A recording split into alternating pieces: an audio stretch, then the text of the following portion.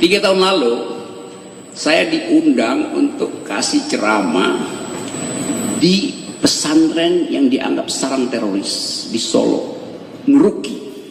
Saya diundang ceramah di Ngeruki, bahkan bannernya ditulis gede-gede, bersama Rocky di Ngeruki.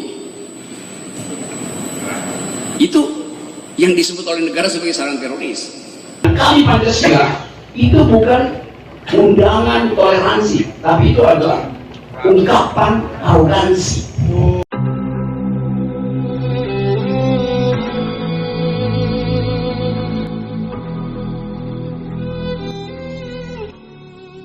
Karena memang udah waktunya dia turun, jadi udah didiamin pun dia pasti turun sendiri.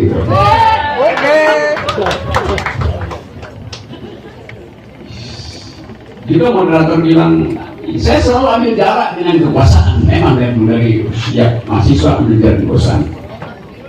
Satu-satunya hal yang tidak mungkin saya ambil jarak adalah dengan mama. Saya nggak akan ambil jarak dengan mama. Karena mak-mak lah yang jadi semacam obor penerang bangsa ini yang sedang ada di gorong-gorong kegelapan. Ya, hanya obornya namanya WA Group mak-mak. Karena kalau kita mau belajar politik, ya udah kita ikuti aja WA Group mak-mak. Karena di situ ada politik yang jujur. Nggak ada basa-basi di situ. Kalau nggak suka ya nggak suka. Dan baru sekarang politik Indonesia itu dikuasai oleh mereka yang tadinya dianggap, aduh kalau mama ngomong jangan dengar. Orang bilang unspeakable, nggak bisa ngomong nama. Kalau sekarang mereka unstoppable, nggak bisa dihentikan lagi. Itu pepes pak. Karena tadi mereka yang menghadapi, merasakan ketidakadilan yang real, yang konkret.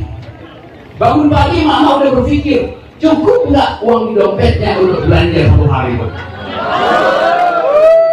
Sebelum tidur malam dia berpikir, masih ada sisa nggak uang belanja hari ini untuk anaknya besok pagi, sekedar jajan tempe yang setipis. Jadi pada kehidupan mama melekat seluruh jenis ketidakadilan. Karena itu saya nggak ada cara selain belajar dari mak-mak. Daripada mak-mak lah ditentukan nasib generasi ke depan. Milenial itu tergantung dari rahim emak-emak. Emak-emak yang menggunakan IQ nasional cukup nggak nanti kecerdasan generasi di depan. Jadi sekali lagi orang bingung kenapa Indonesia hari ini politiknya adalah politik emak-emak. Saya bertemu wartawan asing, peneliti asing, itu pertanyaannya. Jadi nanti semester depan pasti banyak disertasi yang ditulis tentang politik emak-emak. Dan itu sangat real politik emak-emak. Dan politik emak-emak sekarang tidak ditentukan oleh pangkat suaminya atau baju seragam suaminya. Dulu zaman Orde Baru politik mama itu sejalan dengan politik suaminya, ngikutin pangkat suaminya, ngikutin seragam suaminya. Sekarang itu adalah yang disebut relawan beneran, itu yang mama ini yang bertemu karena isu bersama, keinginan untuk melihat Indonesia berubah. Jadi kecemasan mama ini adalah kecemasan saya hidup, kecemasan guru-guru rohani kita, ustadz, saudara-saudara yang ada di kelompok masyarakat, itu kecemasan yang sama. Dan saya setiap minggu ada kurang lebih di 3 universitas atau 3 komunitas di seluruh Indonesia, dan suasananya sama. Kegembiraan saya bukan sekedar kalau lagi selfie sama mama, tapi karena mama itu mengatakan hal yang jujur tentang keadaan ekonomi kita, kecemasan tentang kehidupan di masa depan yang nggak pernah dipikirkan oleh Nachiro.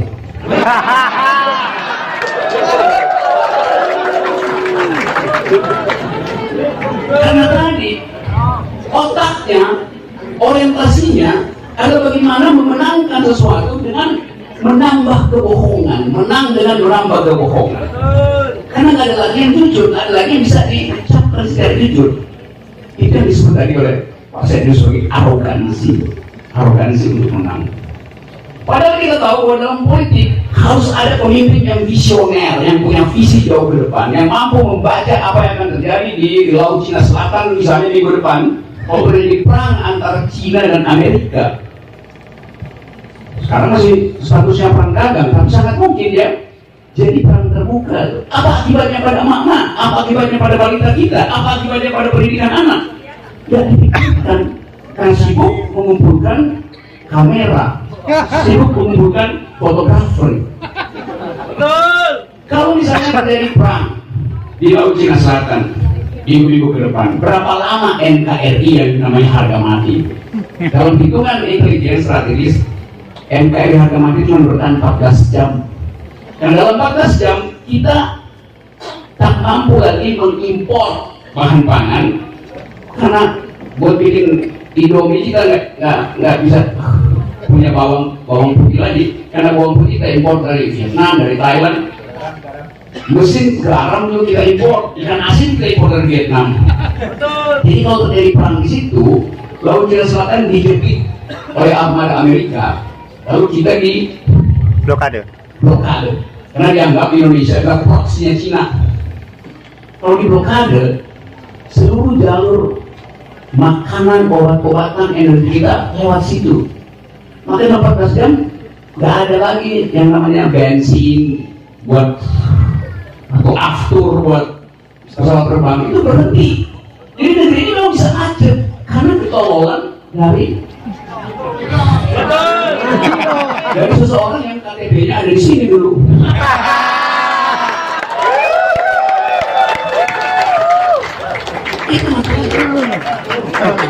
Dan itu musuh pemimpin yang visioner yang mampu mendeteksi. Obat-obatan kita nggak punya, kita bahkan nggak bisa bikin pabrik antibiotik, kita masih impor. Kalau terjadi perang di situ dan kapal impor nggak boleh masuk, udaranya di blokade. Berapa banyak rahim mak-mak yang akan melahirkan mengalami kontraksi, infeksi dan tidak ada obat? Itu yang mesti kita hitung. Dan hitungan itu adalah hitungan masa depan kita. Yang terjadi adalah pamer.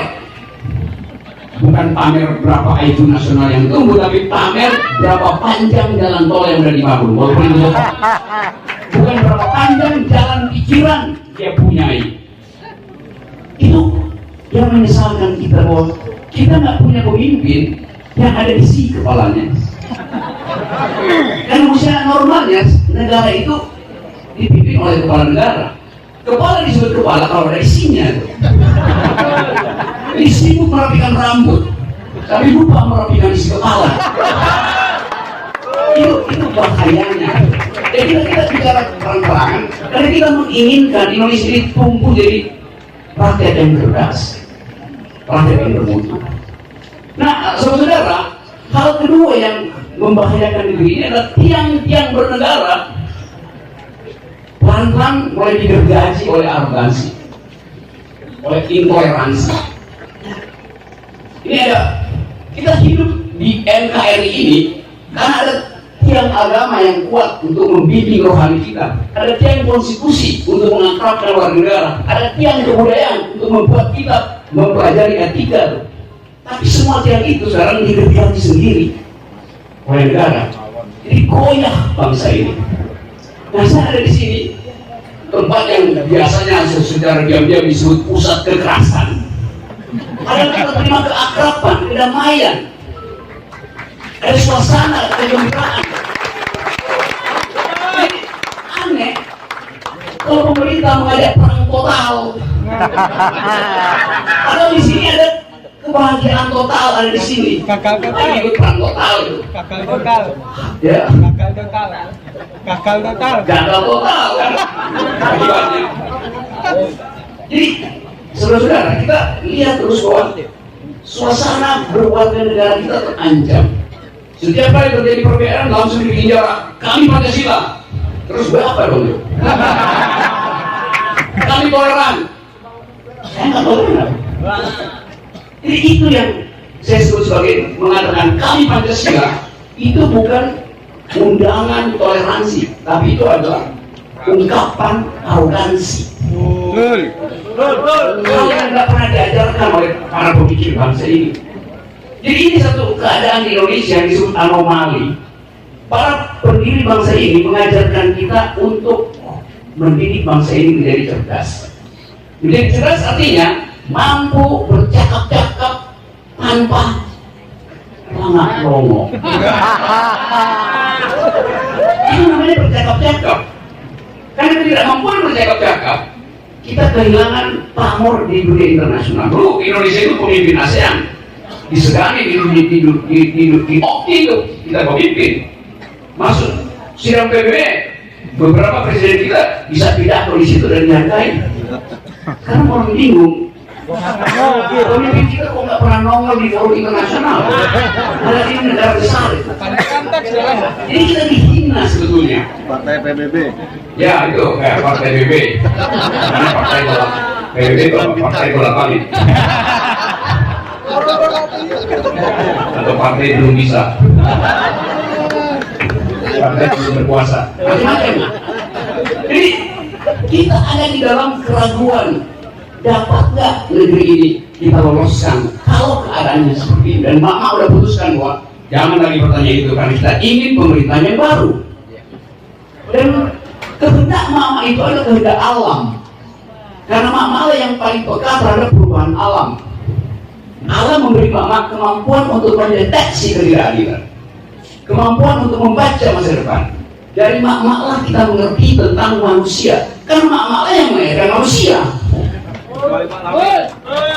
Bahkan Mak Lampir tahu tentang manusia. Yang nggak ngerti manusia itu Pak Lampir. Jadi teman-teman semua, saya terus-menerus mengusulkan akal sehat hanya dengan satu keinginan, agar supaya bagian bangsa ini tidak tertinggal di dalam pertandingan pikiran abad ke depan, 10 tahun ke depan. Karena kita sebut bahwa 10 tahun ke depan itu adalah masa kepemimpinan milenial yang sekarang umurnya 10 tahun. 10 tahun ke depan mereka 20 tahun. Mereka yang akan menghukum Indonesia. Artinya persiapkan mereka sejak hari ini, cukupkan nutrisi mereka. Itu artinya ada kebijakan yang salah bila bangsa ini di mata internasional tingkat kecerdasan orang Indonesia terus drop. Kita malu pada semua statistik internasional. Nah ini soal yang mendasar sekali. Karena perintah konstitusi adalah cerdaskan kehidupan bangsa. Beri pelajaran berpikir pada anak-anak. Jangan ajari mereka cara menghafal nama-nama ikan. Konstitusi bilang begitu. Cerdas artinya jangan menghafal. Jadi kalau presiden yang ngajarin cara menghafal, dia inkonstitusional, dia melanggar konstitusi. Jadi dia bisa diganti, konstitusi diganti kan. Itu yang saya maksud dengan berusukan akal sehat. Tetapi akal sehat itu bukan sekedar kemampuan komputasi otak kita untuk mengukur ketidakadilan, membayangkan potensi konflik dengan kekuatan analisa. Tidak. Akal sehat itu tumbuh karena dorongan nurani. Nurani yang melihat ketidakadilan. Akal sehat hanya bekerja kalau didorong oleh nurani. Jadi ada hubungan antara ketenangan batin dan ketenangan akal. Kalau batin kita bergejolak, akal kita juga bergejolak. Dan gejolak itu harus termanifestasi dalam perubahan politik nantinya. Jadi sekali lagi kita bertemu di sini untuk saling sama-sama memastikan bahwa akal sehat kita tidak mungkin dilumpuhkan oleh arogansi dan statistik bohong pemerintah. Itu yang ada. Jadi saya akan terus bicara dan negara pemerintah akan berupaya untuk supaya saya Pak Sediru jangan nongol lagi di ILC, karena itu nanti kalau saya di situ, Pak Desi di situ akan disuruh orang untuk interupsi. Kalau bisa 1000 kali interupsi dalam 1 menit. Tapi itu kan konyol.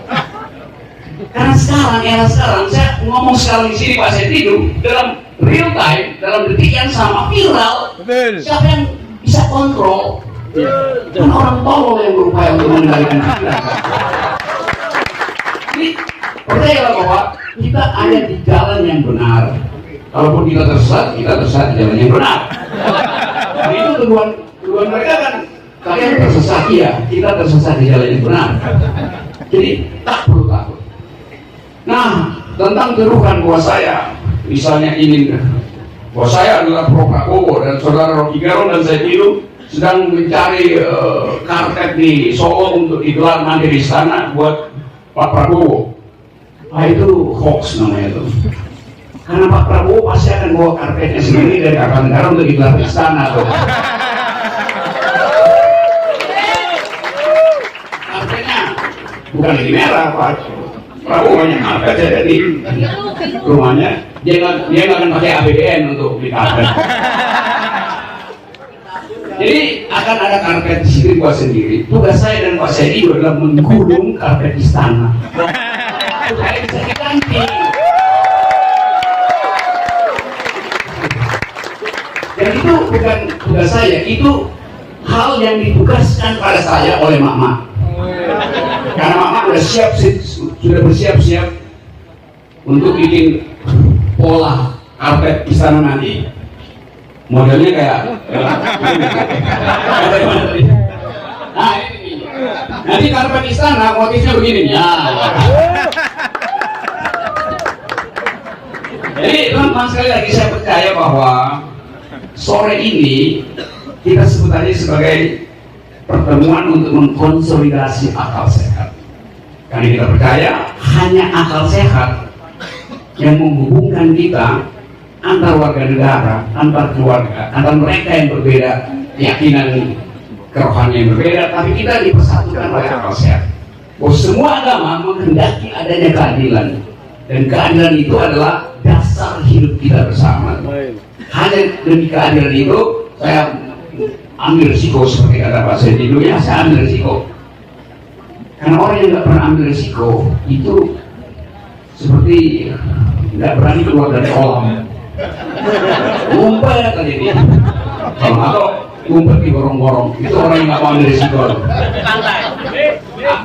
Atau sendiri foto-foto di pantai.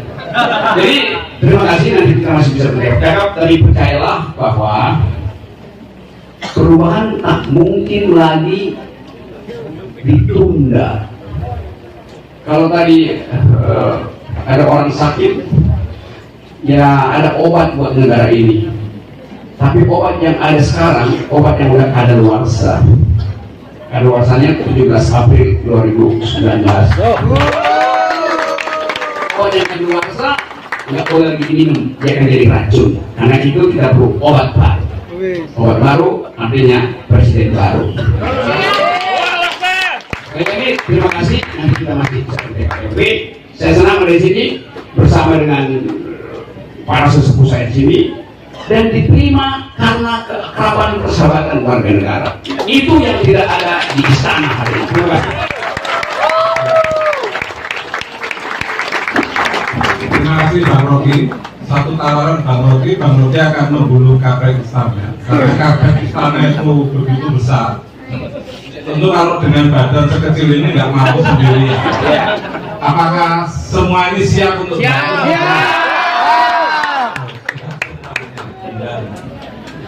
sampai sana Bang, ternyata banyak sekali sampai di jalan raya.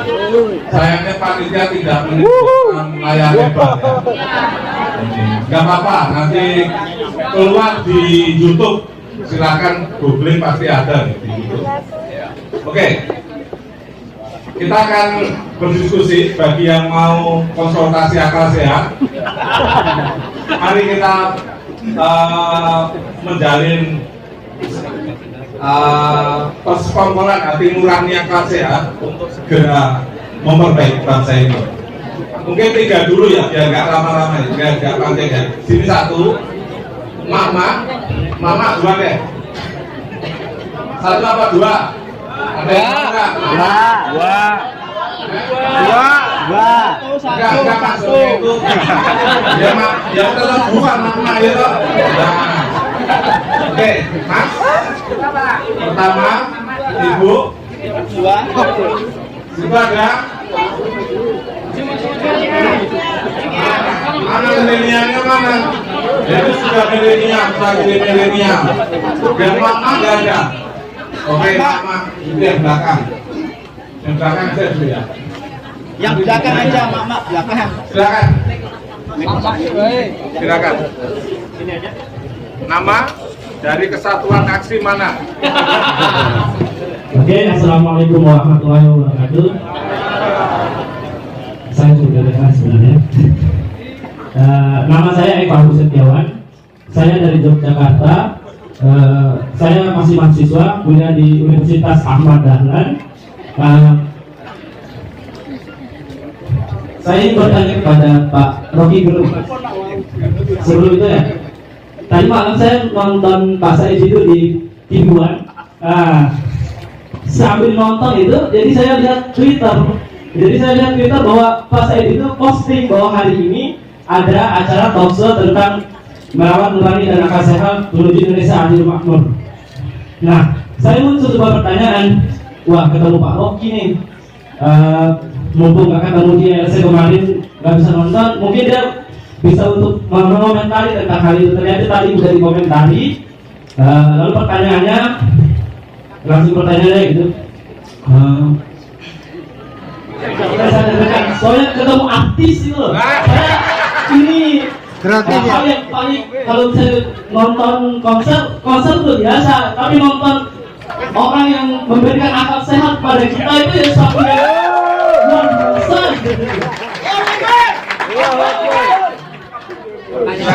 Langsung. Kita kan sebagai mahasiswa, tentu kita punya makna. Nah, untuk memperjuangkan hal itu, kita yakin bahwa 2019 pasti ganti presiden. Dan sebagai asuransi 17 April 2019 ganti presiden, apa usulan dari bapak-bapak tentang pendidikan nasional hari ini? Dimana kita tahu bahwa dulu Jepang sangat tertinggal, tapi mereka mengeluarkan beberapa pemudanya, beberapa mahasiswanya untuk kuliah di luar negeri, untuk membawa kembali menjadi sebagai menjadi perusahaan Canon yang besar sampai sekarang ini. Nah, sedangkan di saat sekarang ini presiden kita sibuk atau lalu dan mahasiswa terbekali di mana-mana seperti itu. Cukup ya? Ya, terima kasih. Kita pindah ke milenial kedua. Ini Pak, ini perempuan. Sudah ditunjuk, nanti kalau semuanya ikut. Ya, kalau milenial.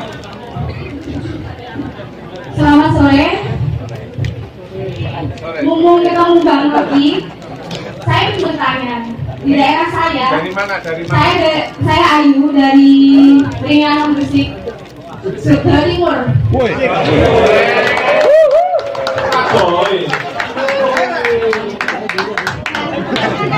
Langsung saja, di daerah saya tempatnya banyak di sana dibangun jalan tol gitu ya. Padahal sebelum itu, sebelum ada pencitraan yang sekarang udah marak, jadi kan jalan tol itu kan memutus antara daerah satu dengan daerah yang lain. Nah, ketika namanya orang perdesaan, dia itu kan apa ya, biasanya sawah gitu. Ketika ada jalan tol, dia disusahkan oleh aksesnya dia menuju sawah dia. Dia harus muter jauh untuk menuju sawahnya. Nah, ketika teman saya ada yang bikin story tentang, mohon maaf, nomor 1 2 periode, saya kan komen tuh, apa yang Anda unggulkan dari seorang Riau? Dan jawabannya jalan tol. Jalan tol ke langit. Saya juga mengerti bagaimana cara kita membebaskan mereka milenial, khususnya di daerah saya, dari kidungan dan pencitraan tersebut. Mungkin bagus ya Bang Rocky hadir di sana. Silakan mengundang ya. Silakan. Ya. Silakan.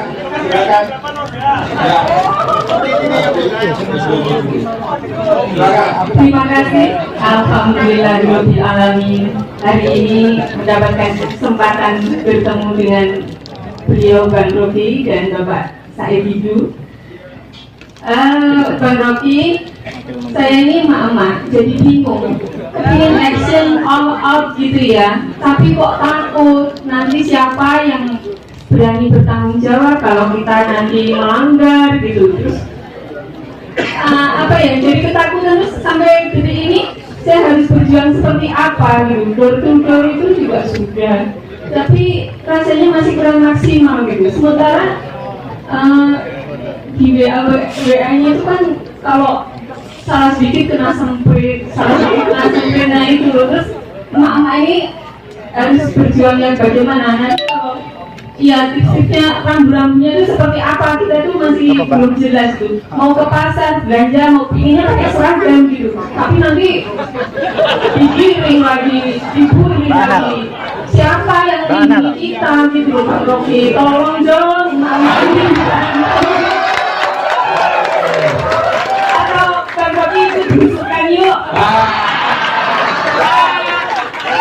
Pak Said Didu juga.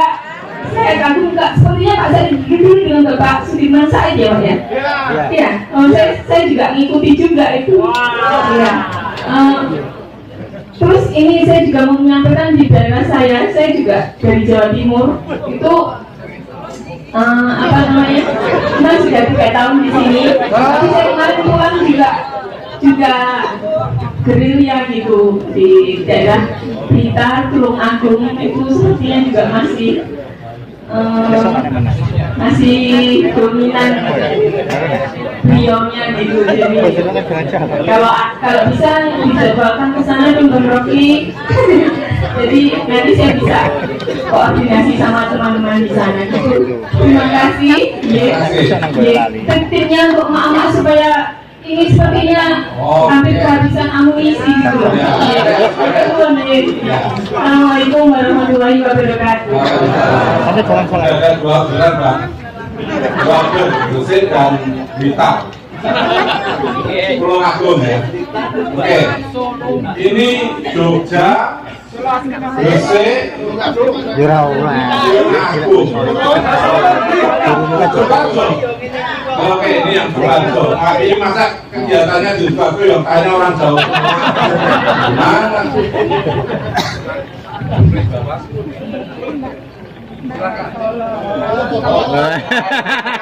Ini juga penyiraan. Simulakra. Assalamualaikum warahmatullahi wabarakatuh.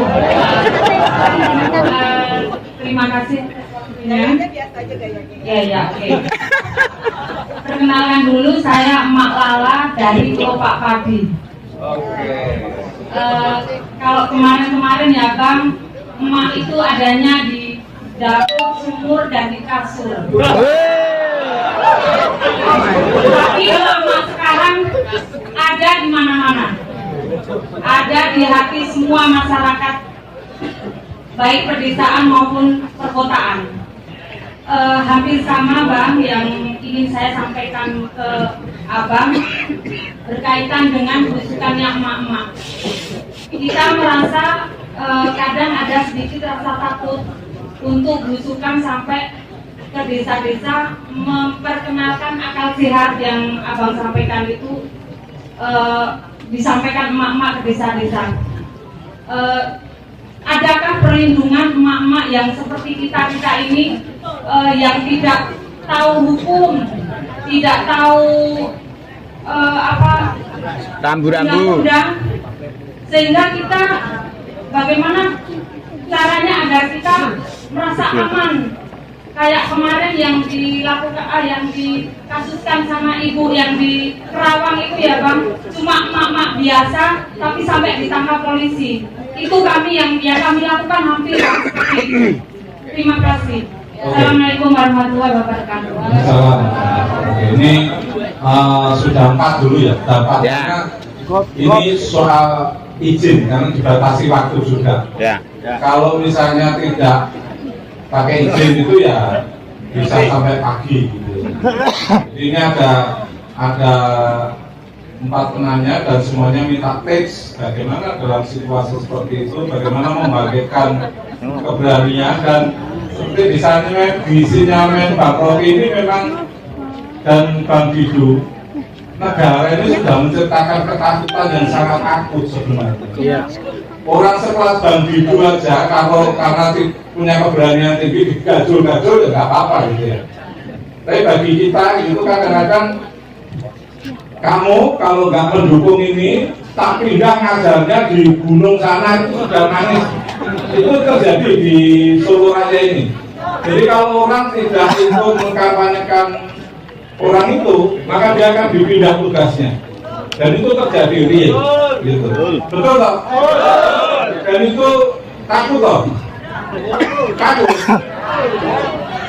Nanti kalau urusan takut itu misalnya Pak Kiai, bagi orang beriman tidak ada kekhawatiran sedikit pun, gitu ya Pak Kiai ya. Rezeki ditanggung Gusti Allah. Tapi kalau temannya ditahan ya ditengok lah. Gitu. Ini ibu ditangkap nggak ditengok, ya ditengok paling nggak dibawain nasi kucing tak apa. Gitu. Oke, silakan Bang. Tipsnya. Baru lagi dulu. Saya tol aja. Oke.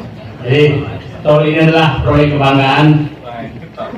Jadi intinya jalan tol. Jalan tol itu adalah jalan alternatif berbayar.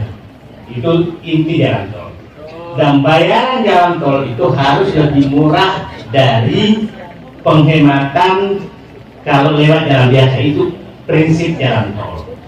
Nah kalau sekarang ini kan karena mahal, itu kan mahal sekali. Lebih murah lewat jalan biasa kan penghematannya kan jalan. Kalau sudah lebih tinggi dari itu namanya pemerasan. Jadi sampai jalan tol itu menjadi pemerasan. Surabaya, Jakarta paling nggak satu. Ya, saya begini, dulu jalan tol itu kita batasi maksimum biayanya per kilometer adalah 60 miliar supaya tarifnya Rp600 per kilometer. Karena kalau 100 miliar sekarang itu Rp1.000 per kilometer, itu mahal sekali. Jadi, nah pembangunan ini dibiarkan saja, yang penting jadi jalan tolnya menjadi beban rakyat tidak dipikirkan.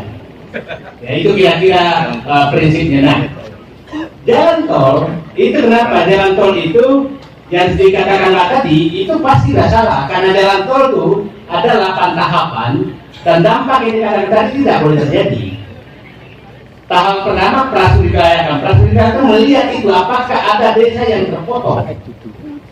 Nah, setelah itu baru lihat jalur mana yang lewat supaya tidak ada orang kehilangan lapangan kerja karena terpotong jalan tol.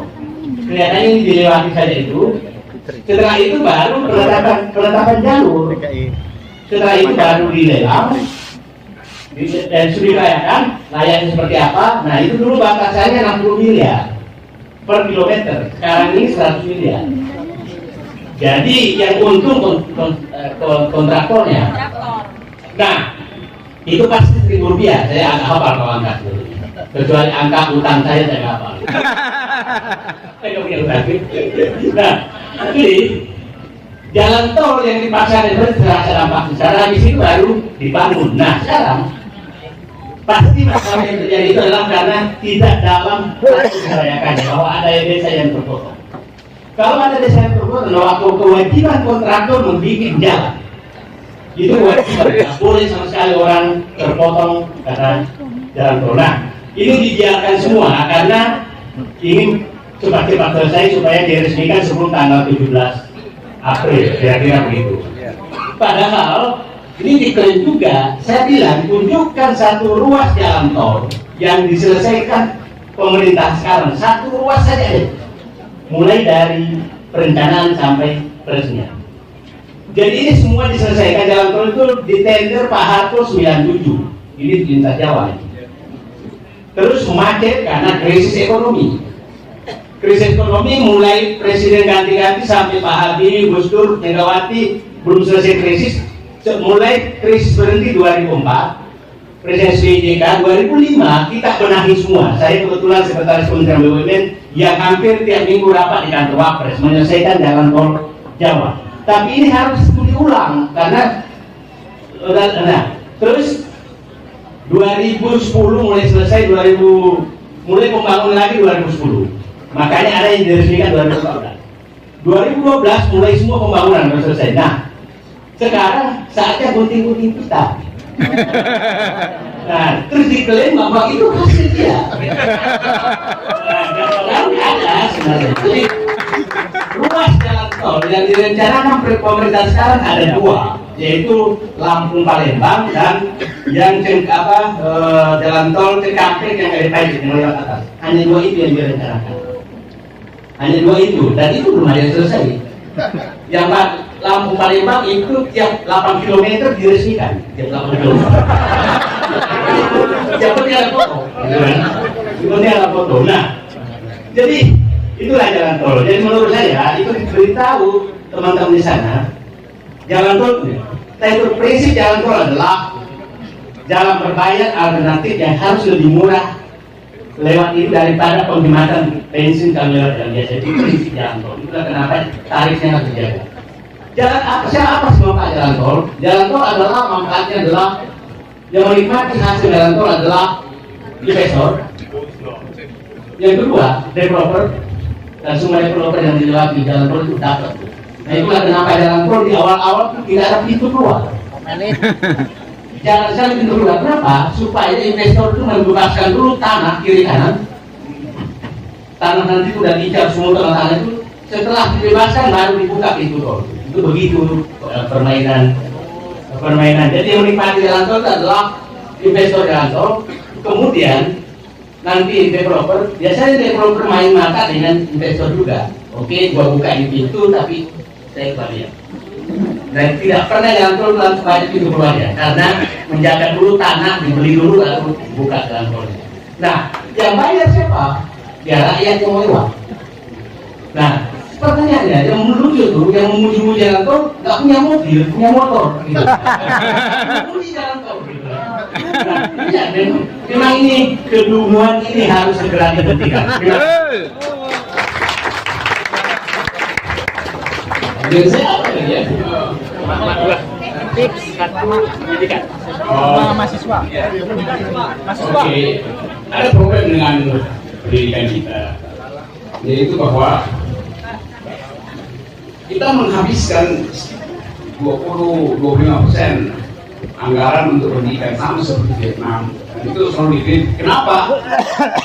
Jumlah yang dikeluarkan persentasenya sama dengan Vietnam. Kenapa Vietnam nomor 4 dari atas, kita nomor 4 dari bawah? Jadi ada yang nggak masuk akal. Dan itu udah dikritik sama World Bank. Artinya ada hal yang nggak dipikirkan secara serius, sehingga anggaran sebetulnya percuma terbuang di situ. Seperti kartu. Jadi tidak ada perencanaan strategis untuk melihat untung rugi, efek baik atau buruk dari penganggaran. Sama halnya dengan soal-soal impor segala macam, yang intinya adalah orang mencari lempar di situ. Sama seperti jalan tol yang dibikin namanya itu elevating ngambang itu dihitung oleh mereka yang ingin cari untung dari jumlah semen yang ditaruh di pilar-pilar itu. Semakin tinggi, semakin banyak semen, semakin dapat margin di situ, itu dikantongi. Jadi memang ada soal di situ, itu korupsi yang ya kita berlanjut sampai sekarang. Jadi apalagi yang mau diucapkan kalau dunia internasional justru yang menegur pemerintah Indonesia bahwa bikin jalan tol yang kualitasnya buruk tapi harganya tinggi. Padahal jalan tol itu untuk mempermudah, bukan untuk mempersulit. Dikasih tol, dikasih tarif yang mempersulit. Ada orang yang melewati situ karena mahal sekali. Sama seperti yang dibanggakan apa namanya itu kereta bandara di Jakarta yang harganya 90 ribu dinaikin. Sekarang kosong tuh, satu gerbong tinggal 4 orang. Padahal itu utangnya besar banget. Kan satu keluarga misalnya, kalau satu keluarga naik kereta dari bandara mau ke arah Jakarta, kalau dia 4 orang aja 360 ribu. Dia nyampe di mana? Dia nyampe di Tamrin, dari Tamrin dia naik taksi lagi ke Kebayoran kan? Kan kacau pikirannya. Gimana otaknya gitu?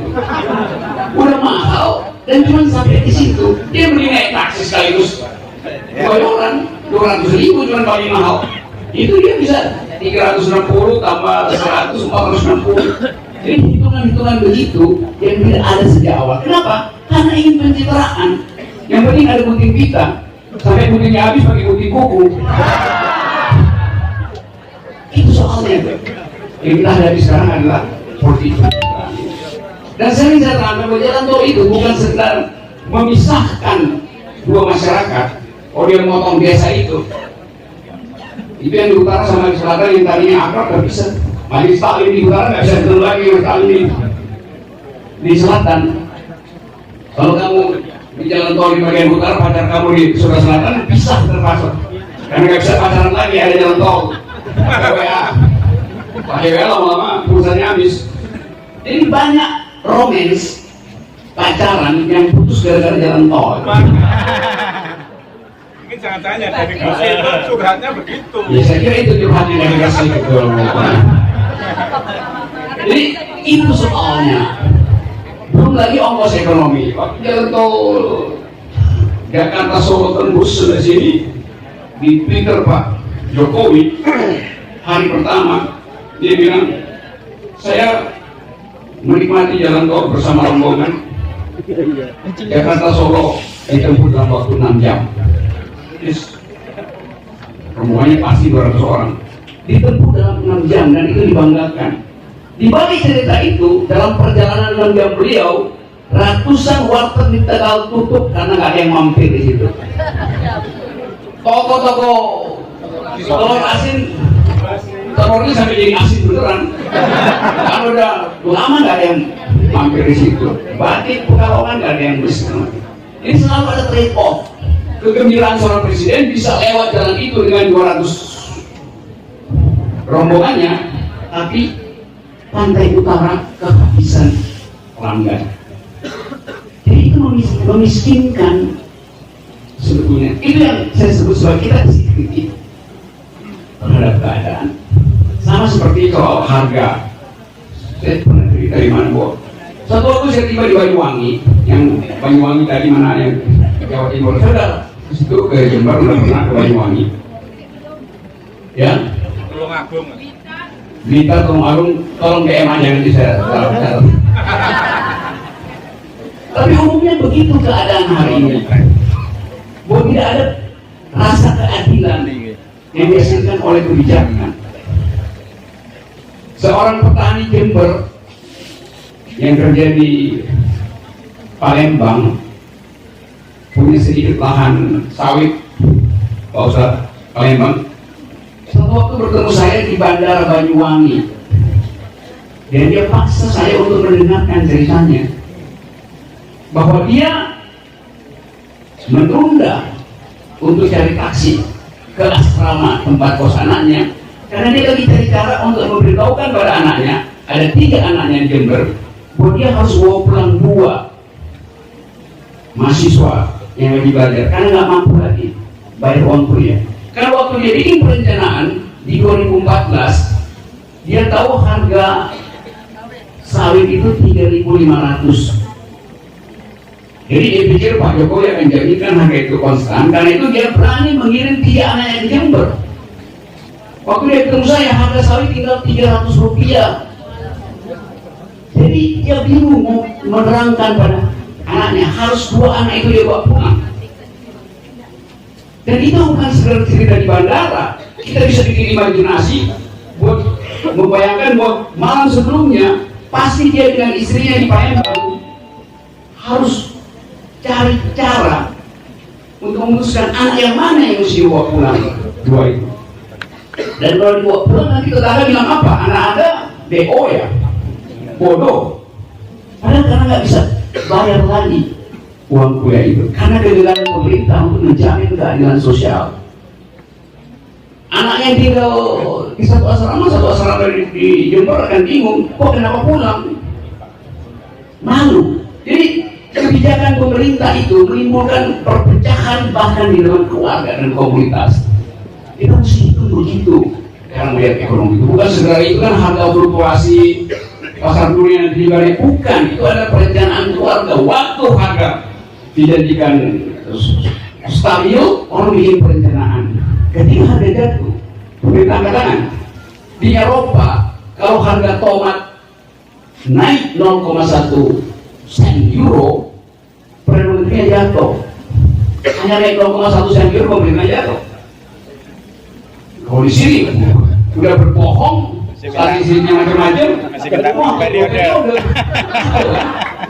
jadi itu yang namanya nurani soal hati, soal etika itu yang nggak ada di kita di hari-hari ini.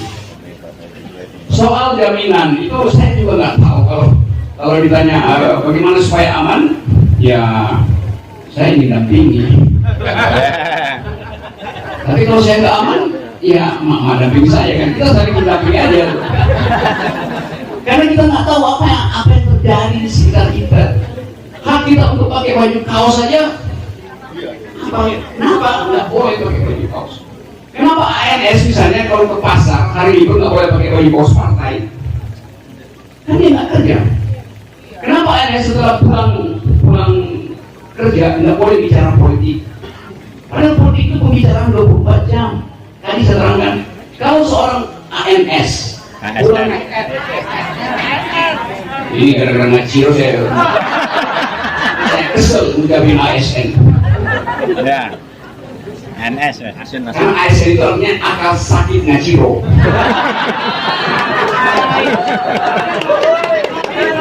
Kalau di sini ASN artinya akal sehat rugi. Jadi kalau dia pegawai negeri gampangnya begitu. Ya. Dia itu pegawai negeri itu status administratif seseorang selama 8 jam. Cuma itu statusnya tuh.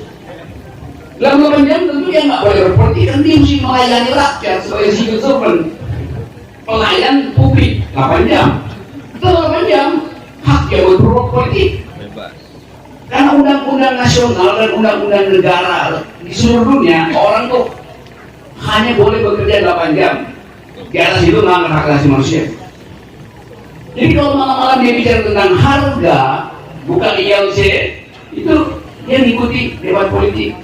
Nanti ada Bawaslu datang, ada ANS, ASN, tidak boleh lihat ILC. Padahal ILC itu lihat jam 12 malam. Apa mau ngarang orang lihat ILC? Karena ILC itu anti pemerintah. Bukan ILC-nya, orang-orang di sini anti pemerintah.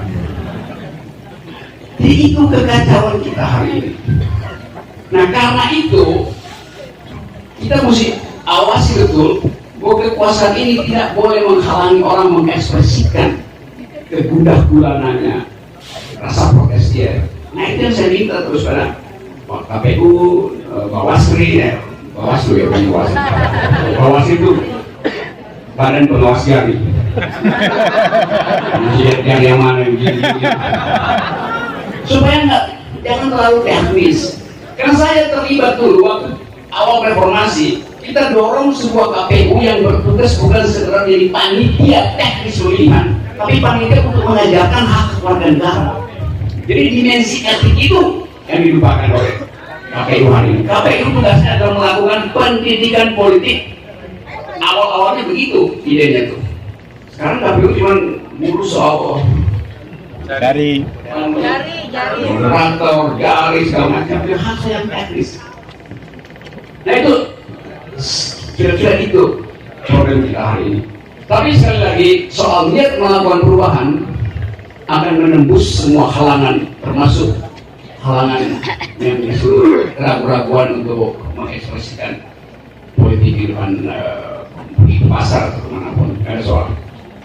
Sekarang di Indonesia ada gerakan disebut Rabu Biru apa Biru Rabu segala macam, dan itu jalan aja tuh. Artinya setiap halangan akan menghasilkan jalan keluar yang lebih sublim, jalan keluar yang lebih abstrak. Jadi dihalang di sini ya hanya kekuasaan yang dulu yang mau terus menghalangi aliran sungai. Dengan kata lain saya mau katakan bahwa mereka yang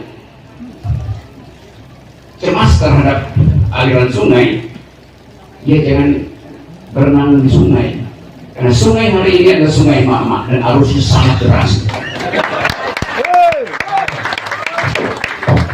Terima kasih Bang Said Didu dan Bang Rocky dulu. Jadi kalau tidak mau tergerus arus sungai ya minggir saja, minggir segera. pulang ke Solo. Gitu. Nah, 1,5 jam kita mendapatkan percikan-percikan pencerahan dari dua orang yang luar biasa ini, dua orang yang sangat dicari, maksudnya dicari oleh siapapun, dicari oleh kita maupun oleh orang lain untuk dicari-cari kesalahannya. Nah, tetapi percikan ini akan mudah padam manakala tidak kita jaga. Manakala tidak kita jaga cahaya ini. Nah, caranya bagaimana? Tentu bagaimana kita selalu melekatkan kohesi antar kita, selalu melekatkan hati nurani kita, sehingga pencerahan ini akan terus meluas, terus meluas, terus meluas.